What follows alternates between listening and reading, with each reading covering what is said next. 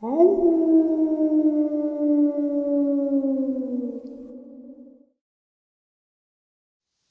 and salutations, everyone, and welcome to, depending on wherever you may live or however you look at your clock, this early morning or middle of the night bonus upload. Before we jump into it, a couple links. As many of you know, I rely on Patreon, PayPal, and channel membership to help the channel to continue to grow and go.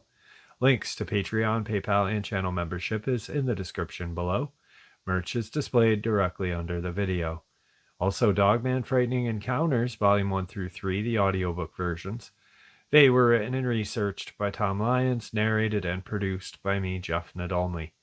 Those audiobooks are available on Audible, Amazon, and iTunes, links to which are also in the description as well. And finally, last but definitely not least, if you'd really like to help support the channel to continue to grow and go, simply subscribe. It does not cost a cent. Click the like button, takes half a second. If you don't want to miss out on any of the informative uploads I put out daily, click that bell icon, and folks, please leave a comment. Why? Well, because all these things really do help the channel to continue to grow and go. And folks, they definitely do matter. Now, everyone, I have taken far too much of your time. Let's jump into this middle of the night or early morning bonus upload, shall we? Tonight's first experience. To preface myself, this is not the one and only occasion in which I've encountered something beyond the strange, unusual, and unexplainable. I am, and always have been, an avid outdoors person who enjoys the woods, mountains, and general solitude in the wilderness. I would not claim myself to be afraid of the dark woods or nighttime in the mountains, nor am I superstitious in my everyday life. However, my personal experiences forced me to consider a wide and unorthodox realm of what is possible. This experience took place on Christmas Eve 2005. I was on break from University of Arizona my freshman year. Usually my parents, two sisters, and myself either host extended family or travel to be guests for family for Christmas. That Christmas we decided to spend a small holiday at home with just the five of us. Having gotten used to being a very active college student, I became restless, hanging around the house all day and night. I decided to take a nighttime hike at a nearby lake. I packed a bag, food for 2 days, a backpack, stove, extra winter clothes. The snow at my house was about 6 inches, so I expected at least 2 feet along the trail. And I tend to overpack because stuff happens when you're least prepared. It was roughly 10 p.m. when I left the house, and it took approximately an hour and a half to reach the lake. The lake and forest around it is roughly 8 to 10 miles east of the Navajo Nation as the crow flies. The trail I intended to hike was only 3.5 miles and led to a fire tower. I had hiked this trail a few dozen times since I was 7 or 8 and had become very familiar with the large portion of surrounding area.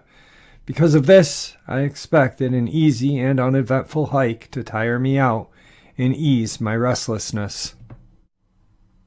I'd pulled into the staging area of the trailhead, got out of the truck, grabbed my pack along with final checks for emergency essentials. I reached the trailhead, and as expected, the trail was untouched and covered with roughly 8 to 18 inches of snow. The snow was not really soft, but not really firm, and icy either. The crust of the snow broke easy under my boot steps, but did so with a very loud crunch that seemed to sharply crack in the cold, crisp silence of the night. Believe me, it was a very quiet night. Soon I fell into a nice, comfortable, but quick pace.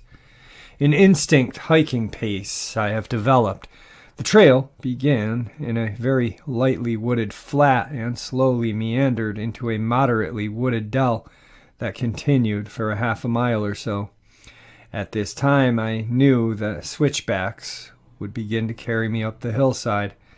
I would estimate I was 75 to 100 yards from the first switchback when I noticed I had substantially slowed my pace and caught myself instinctually scanning the area in front of me. This is a posture I usually assume when I am hunting or stalking big game through the forest. After I caught myself the first time, I thought nothing of it. The second time I had caught myself doing the same thing was only a handful of moments later, as I was near the second switchback. This time I paid more attention to my gut and kneeled down next to a stump. Up until this time I was using only a headlamp that, when on high, as it had been, throws off enough light to carry a beam roughly 50 to 60 yards. As I knelt next to the stump, I flip up my headlamp red filter lens and turn the power setting to low, then proceed to listen carefully while scanning nearly 360 degrees around me. After 5 minutes or so, my eyes adjusted better to the darkness, and I caught a faint glow of red positioned roughly at the switchback in front of me. I decided to sit for a few minutes and continue to observe and listen while my eyes continued to adjust. The faint red glow never really seemed to disappear, but the intensity seemed to diminish at an irregular interval over the next few minutes. I grew impatient and surmised there was a trail or survey reflector at the switchback that was catching my red filtered light. By the time I decided to stand up and proceed with my hike, I guess 10 minutes had passed. As I stood upright, I pulled out my medium handheld mag light, flipped my headlamp back to high, and switched it from red filter to white LED.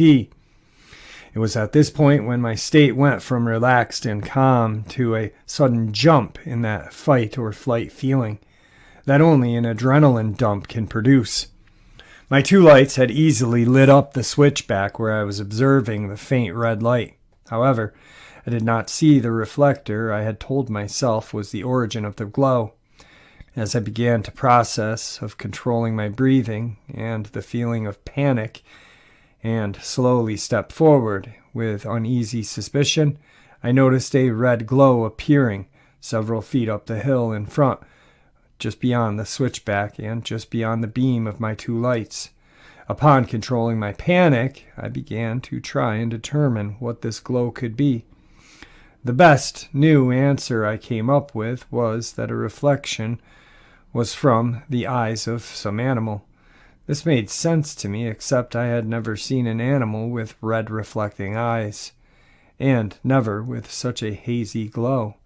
The tales of mountain lions that ran these mountains and reports of small packs of Mexican red wolves in this part of state made the choice for me to turn around and head back down the trail.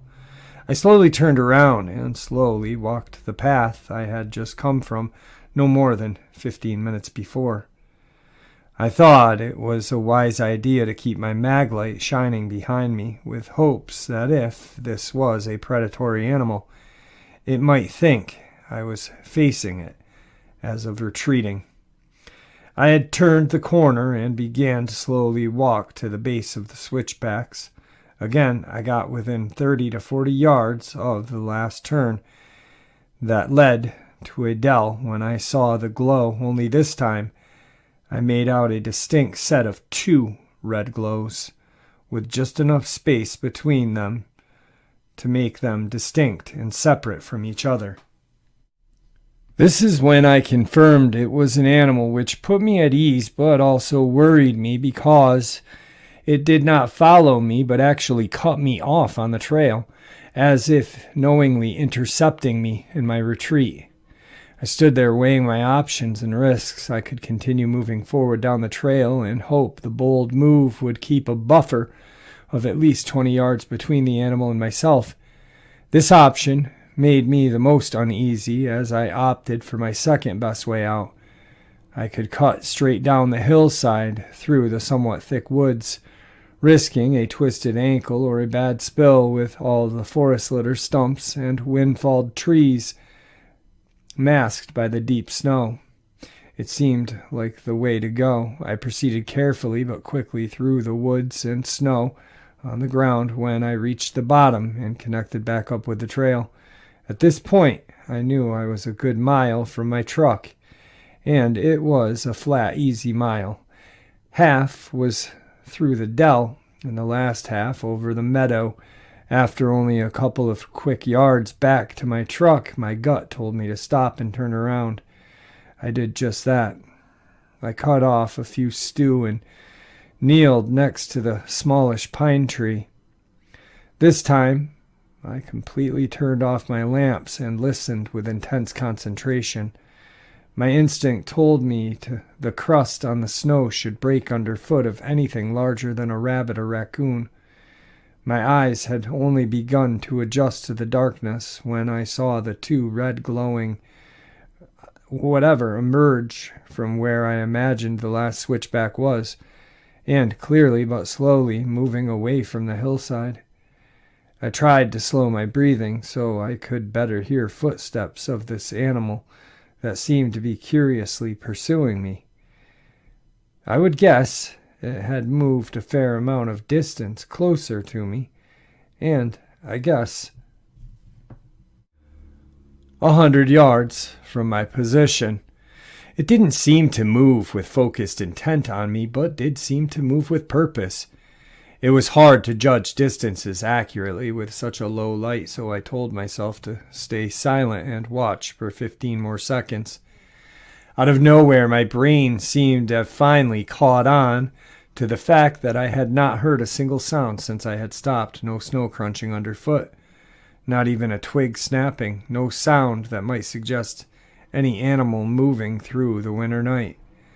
Along with no sounds, I realized the red glow was not the reflection of eyes.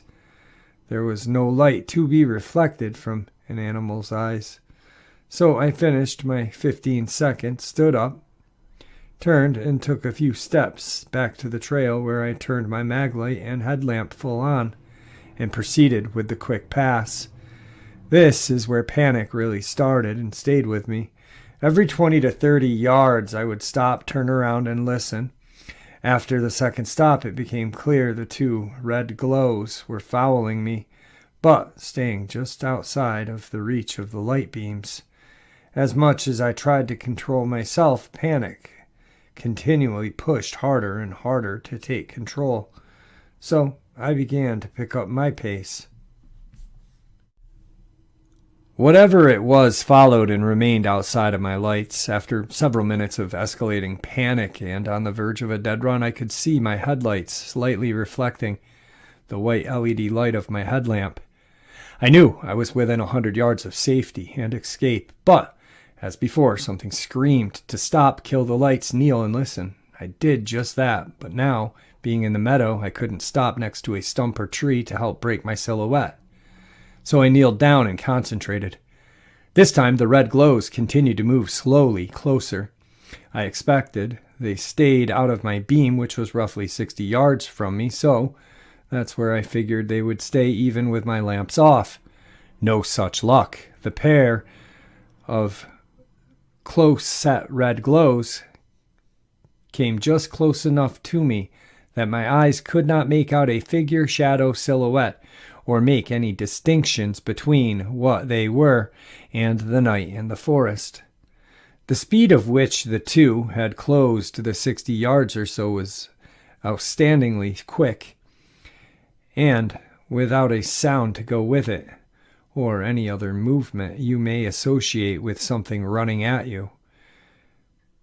I could do nothing but watch in awe as they stopped and began to grow in intensity. As the intensity grew, they elevated themselves from roughly 2 feet off the snow to what I guess would be 10 feet off the snow.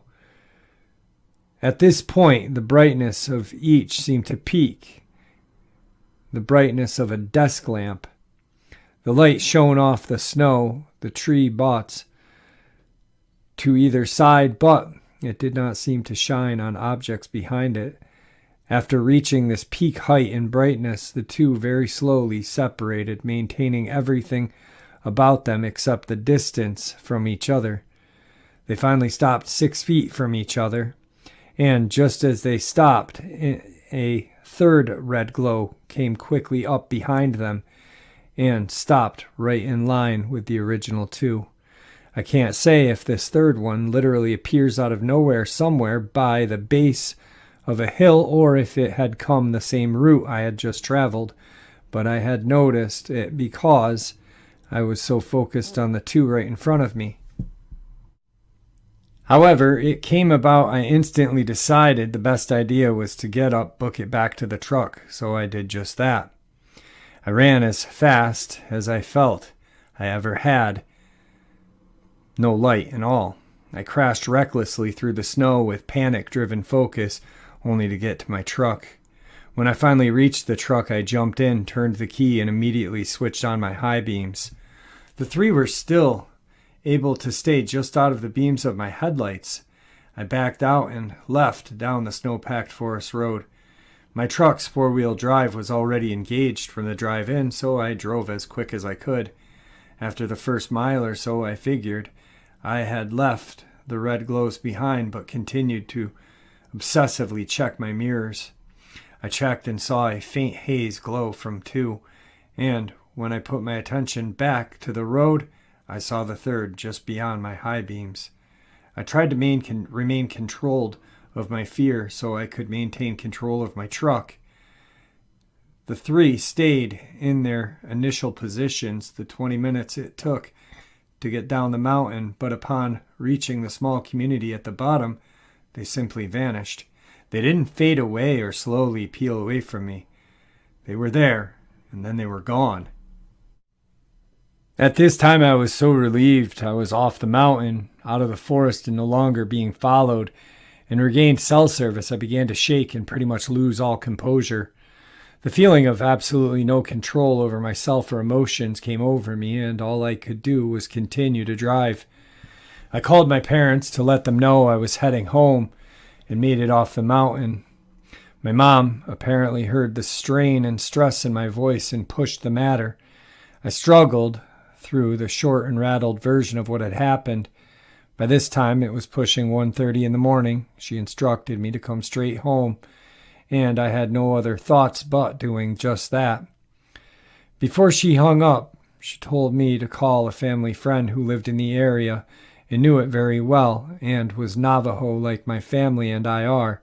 So I called him, woke him up, but this time around, I am able to deliver more detailed, more concise, and less emotional account of what happened to me in the previous hour or more. My experience was like nothing he had ever heard of before. By the time our conversation was finished, I was still 20 minutes from my home, still adrenaline pumping through my system and no answers. I sat there and thought about it over and over again. When I got home, I tried, but sleep never came. Christmas Day was a dull passing of hours. I thought only of what had clearly chased me and all of the odd and wild aspects of the glowing things. That I truly did, without a doubt. I did not sleep for another 2 nights after that Christmas Eve. After that night, I saw a few people who knew the area very well and asked if they saw or heard anything odd out there.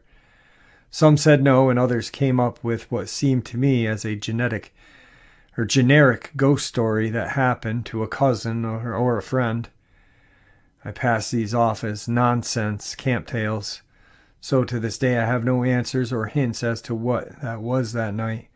Over the years, I have been able to put it back together as closely as I can remember, and some of the things I knew I saw and felt are things I cannot shake. I have never felt such fear and lack of control over anything as I did in that moment when I realized the 3 red glows were gone. I maintained so much more control over myself during the actual event than I did when I thought it was over. I've not returned to that area since that night, not strictly out of fear and apprehension, but I also never had a reason to go up there since. Tonight's second encounter. Back when I was in high school, there was a wooded area north of us nicknamed Salem's Lot that was widely believed to be haunted. I have no idea where these stories originated from, but they ranged from whispers about KKK murders to unburied dead wandering about after dark. One of the most common stories involved a pioneer-era graveyard that was moved from the site to another graveyard north of the woods. This allegedly disturbed the spirits of those buried there and resulted in the area being cursed. We often partied there during high school and never had a single paranormal experience there until one night, the summer of '93. I'd just gotten my first car and was driving around with a friend. Spam, we'll call them. After getting bored of driving aimlessly with nothing to do, Spam suggested we drive up to the lot. Having had been there a couple of years, I agreed and set off to find the old graveyard road that led to the woods. Arriving to the area where the old graveyard road led into the woods, we found it, gone, literally as if it had never existed. I assumed we came to the wrong area and set off to try and locate it. We turned north on Salem Road and eventually came to the new graveyard that the pioneer graves were allegedly moved to. We parked the car and started to explore the graveyard.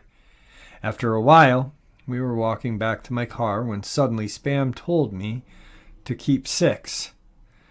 To anyone who does not know this, keep 6 is slang that means I am about to do something sketchy, so make sure nobody is around to catch us. At the time, we were approximately 20 yards from my car, and the graveyard sloped down away from us. I could clearly see down Salem's road, both to the north and south, where we drove from. I glanced both ways and turned to see what the hell Spam was up to. I looked down, and Spam had a tire iron and was attempting to pry the footstone from the grave. He stopped in front.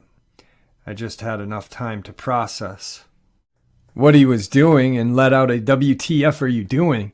before we heard a voice behind us. "Can I help you boys with something?" I spun around to see an old man who looked to be in his 70s standing not 10 feet from us, and saw the man's pickup truck was parked next to my car. I was quite unnerved, as I could not understand how this seemingly frail old man could have drove up silently, parked his truck, and walked the 50 feet to us in 20 seconds since Spam had said keep 6. Unnerved, I stammered out, "No, man. We're just looking around," as Spam tried to covertly stuff the tire iron into his pants. Nervously, I asked if he was the caretaker. The man replied, "Nope, I'll just sit on the board," and looked at us like he knew we were up to no good. We quickly muttered that we were leaving and walked back to my car. The old guy followed, got in his truck, and drove south down Salem Road. "WTF did that mean?" asked Spam. Neither of us had a clue what board the old guy could have been a part of, and we were unnerved by how he suddenly appeared out of nowhere in his strange reply. I put the car in gear and headed south down Salem Road, following the path the old guy took. We drove until we almost reached the railway bridge at the southernmost part of the road, when suddenly we saw the old guy. He had parked his truck in the middle of the road at the threshold of the bridge. He was leaning against his tailgate facing us with a stern look and his arms crossed. I slammed on the brakes and sat there watching him watch us for a moment before putting the car in reverse and driving the back we came. We pondered the creepiness of the old guy as we drove the long way around back to where the entrance to the lot used to be. I parked the car over where I was sure the gravel road used to be and got out. Spam grabbed a bag out of the back of the car that had a knife and a dime-store copy of the Necronomicon in it. We stared off into the woods, walked between 2 rows of cedar trees that skirted a farmer's field on our left. Eventually, the path we were following turned right between 2 trees that had odd symbols painted on them, likely from kids. We continued following the path until the woods opened up to a cornfield on our left, and the path we were following intersected another path to the right that led through the woods and across an old mill we used to party at back in high school. However, I couldn't understand how the road that we used to drive on had quite literally disappeared in the 2 or 3 years since the last time being there. Suddenly, Spam got another bright idea that was apparently inspired by the arcane symbols we saw painted on the trees. Pulling out the Necronomicon, he suggested we carve a symbol from the book into the ground to scare anyone coming here.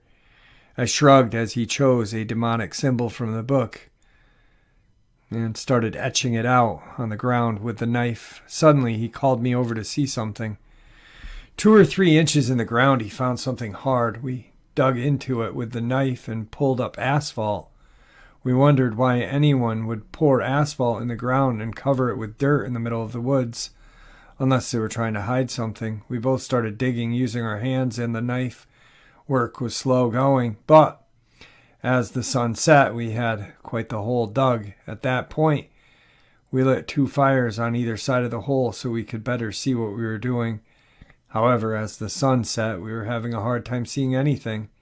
I have no idea what possessed us so badly to dig at that hole, but suddenly stopped and suggested going home and getting a shovel.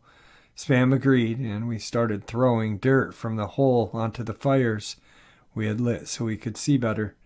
Suddenly, as the last bit of fire was extinguished, I heard what sounded like a dog barking on the far side of the cornfield. The dog barked louder and sounded like a bunch of dogs barking, then a few more until it sounded like 100 hounds barking and snarling. The sound was getting louder and louder as it came across the cornfield at us. Within seconds, it went from sounding like it was a half a mile away to sounding it was 50 feet in front of us and closing in fast. The barking, snarling had another quality about it, like what a loose span belt sounds like in the winter, that more of a squealing-like sound. But now, this hellish racket was louder than any concert I have ever attended. I've seen the Ramones live when they were together. Terrified, I turned to Spam and screamed, "WTF is that?" but was unable to hear my own voice over the deafening cacophony. Spam looked at me with a face white as a ghost, turned and fled back down the path we had came. The next thing I remember was being in the pitch black halfway back to the car and holding a large stick in my hand like a club. The hellish noise had been replaced by an unholy silence. Not a cricket nor another creature could be heard in the summer night. We hastily made our way back to the car, where my hands were shaking so bad I couldn't get the key in. Opening the door, I unlocked Spam's door, started the car, and flipped on the high beams. Nothing happened. For whatever reason, the headlights simply didn't work. I put the car in drive and floored it out of there. After we got 50 yards down the road, the headlights came on by themselves. I drove another 20 minutes, pulled the car over, and asked Spam, "WTF just happened?" We never did find out what came after us that night. Truth be told, I don't really want to know. That night changed my perception of what is real and make-believe in this world, and shook the very foundation of my belief system. You can choose to disbelieve this, but I know what I experienced in the lot that night. And it was not just some junkyard dog or a random coyote pack. Yeah, that is terrifying. When we're young, we do some dumb stuff. And, I hear something crazy. Bunch of my friends and I, there was probably 5 or 6 of us, probably 5 of us, including myself. 5 of us, yeah. And we ended up eating some mushrooms. It was like 18. And we went out into the Adirondacks, deep into the Adirondacks. And we're just running through the field having fun. And we came across this cinder block home that was built into like a side of a wall of dirt. It was very strange. It wasn't a house. It was just this squared box-like building. There was one room with kind of like an opening that faced into this valley, and then below that was like kind of a half a room, no floor. And there was just this weird writing all over the wall. There was a gallon jug of water and a gallon jug of gas. And we got up to the top. We climbed back up, and there was a crack in the cement ceiling or floor or whatever you want to call what we were standing on. And we, of course, poured the gas into this cement building and just dropped a lit piece of paper or whatever. Poof! I'll never forget the sound that flame made as it just poofed out of the window or the opening of the building. And so we took off and started running through the field more, and we kept getting fleeting glimpses of what we called monsters. And then we came across these graduation gown and caps, and we put them on. No reason. We just found them, so we put them on in the woods. We were 18, tripping balls off of mushrooms. And we ended up going into the river. But then we came out of the water and we all saw something. It was probably a hallucination. I've always said it was a hallucination. And then we got back to my friend's car, left, and proceeded to, do our tripping somewhere else. Well, we ended up going back to that area later that night, and we had this weird encounter with a bright light, kind of like a UFO, I guess. I don't know. And it was strange. It was definitely strange. It kind of hovered above us and then shot away.